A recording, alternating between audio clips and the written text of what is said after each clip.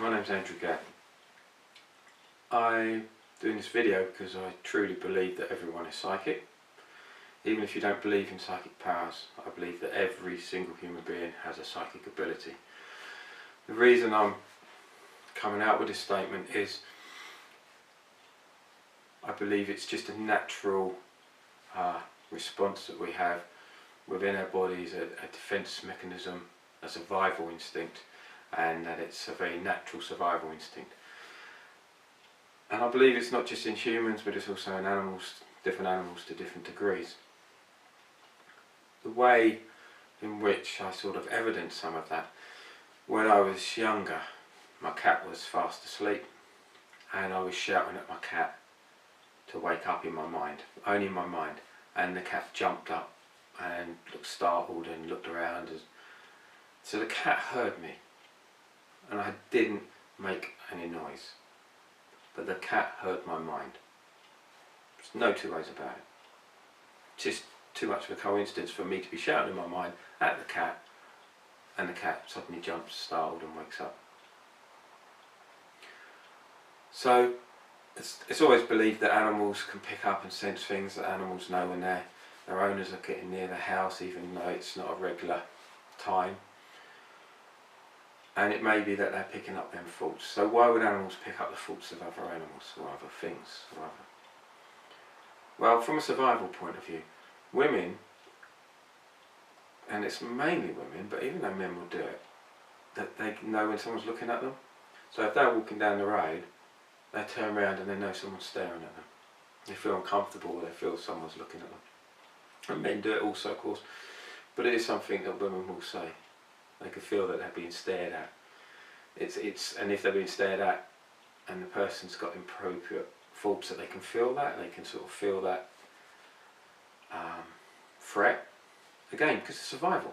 So imagine an animal's out there and it doesn't pick up the scent of the prey animal that's going to jump on it and eat it, try to eat it, but it picks up the thoughts. It picks up the thoughts of that animal. Because if when you look at evolution, if something's possible in nature has a tendency to do it. If it's possible to fly, then nature creates something that flies. If it's impossible to swim underwater, nature creates something that swims underwater. You've got parts of the planet where we thought no life could ever exist because it would be too hot or too acidy. At the bottom of the sea, it's too much pressure, nothing could survive. And we still find there's life there. Life still evolved there. So I believe if there's any abilities for the mind to be able to transmit its thoughts to something else or to another mind, then nature would take advantage of that for its survival, because that's what it's designed to do. It's always doing that. It's always trying to improve its survival. So I believe whether or not you believe in psychic abilities, it's there. Now, you know, if there's stories where rats leave a sinking ship and you think, well, how can they predict the future? The future's based on the speed of light over a given distance. There's now possibility that they're discovering energy that is faster than light. So there's subatom energy that's faster than light, which means it's going to get there before the light does. So it means that time is really more of an illusion than we thought, much more of an illusion. So it's possible that energy about something can come, warn you of something, to prevent you then being on that ship. I know from experiences in Northern Ireland when they tried to blow up one of their patrols, not my patrol, but it was one of the patrols from their team, and one of the blokes turned around and said, I knew that was going to happen. I knew that was going to happen. I knew something wasn't right. And I say, from the south, I had different experiences where I knew I was being watched, targeted they called it, where they target people coming in and out of the camps, and I knew I was being watched, and then people were actually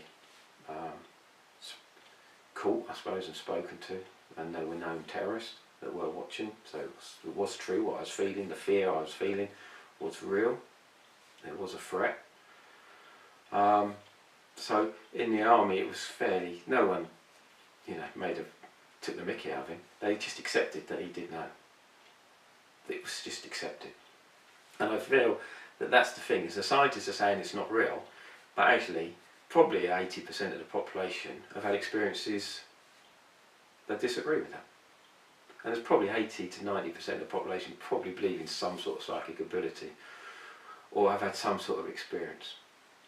And even though you may not believe in it, you may be what I call a flatty, so you still, you don't believe that the earth is round, well, roundish, shall we say. So what's important is to try to understand that psychic ability is just a survival instinct, and it's just the same way as, we might smell something that smells disgusting and it's poisonous. It's there, it's built in, it's designed into our body, into our DNA, and that it's within the animal kingdom to some extent, it's within the human population. So anyone out there that wants to develop psychic abilities, then give it a go. All you're doing is enhancing something that's already there. Our natural instinct to taste, smell. Some people enhance it to be a wine tester. Some people enhance their sight to be maybe an artist, to be able to then put that into a painting. So we can all develop the senses we've got, the abilities we've got.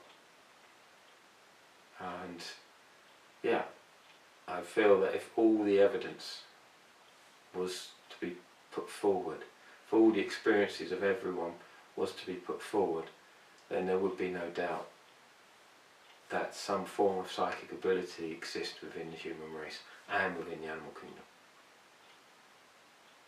Thank you.